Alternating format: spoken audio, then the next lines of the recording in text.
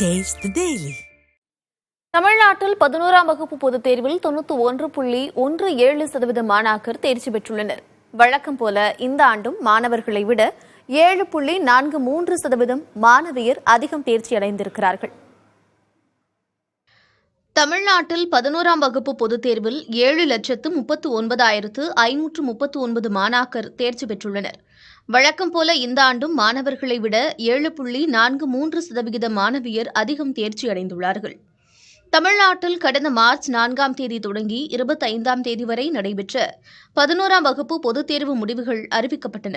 மொத்தமாக 8,11,172 மாணவ மாணவிகள் இந்த தேர்வை எழுதியிருந்தனர். அதில் 7,39,539 மாணவ மாணவிகள் தேர்ச்சியடைந்துள்ளனர். தேர்ச்சி சதவீதம் கடந்த ஆண்டு 90.93% இருந்த நிலையில் இந்த ஆண்டு அது 91.17% அதிகரித்துள்ளது. வழக்கம் போல மாணவர்களை விட மாணவிகளே அதிகம் தேர்ச்சியடைந்துள்ளனர்.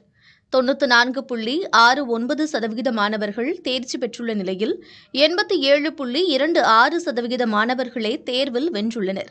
தேர்வு எழுதிய 8,221 மாற்றுத்திறனாளிகளில் 7,504 பேர் தேர்ச்சி பெற்றுள்ளனர். தேர்வு எழுதிய 187 சிறைவாசிகளில் 170 பேர் தேர்ச்சியடைந்திருக்கிறார்கள். புதுச்சேரியில் 97.89% மாணவ மாணவிகளும், காரைக்காலில் 96.27% மாணவிகளும் தேர்ச்சியடைந்துள்ளனர். தமிழகத்தில் தேர்ச்சி சதவீதத்தை பொறுத்தவரை கோவை மாவட்டம் முதலிடத்தை பிடித்திருக்கிறது. அங்கு 96.02% பேர் தேர்ச்சியடைந்துள்ளனர். அதற்கு அடுத்ததாக ஈரோட்டில் 95.56%, திருப்பூரில் 95.23%, தேர்ச்சி பெற்றுள்ளனர். 95.06% விருதுநகரும், 94.96% அரியலூரும் அதற்கடுத்த 2 இடங்களில் உள்ளன. குறைந்த தேர்ச்சி சதவிகிதத்தை கொண்ட மாவட்டமாக வேலூர் உள்ளது. அந்த மாவட்டத்தில் 81.40% பேரே தேர்ச்சியடைந்துள்ளனர். வேலூருக்கு முந்தைய 4 இடங்களில் திருப்பத்தூர், மயிலாடுதுறை, கள்ளக்குறிச்சி, திருவள்ளூர் ஆகிய மாவட்டங்கள் உள்ளன.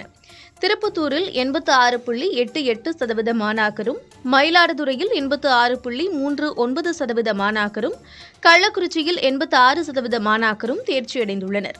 திருவள்ளூர் மாவட்டத்தில் தேர்ச்சி சதவிகிதம் 85.54% உள்ளது.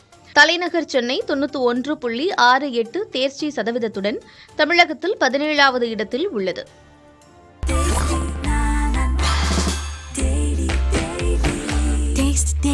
Taste the Daily.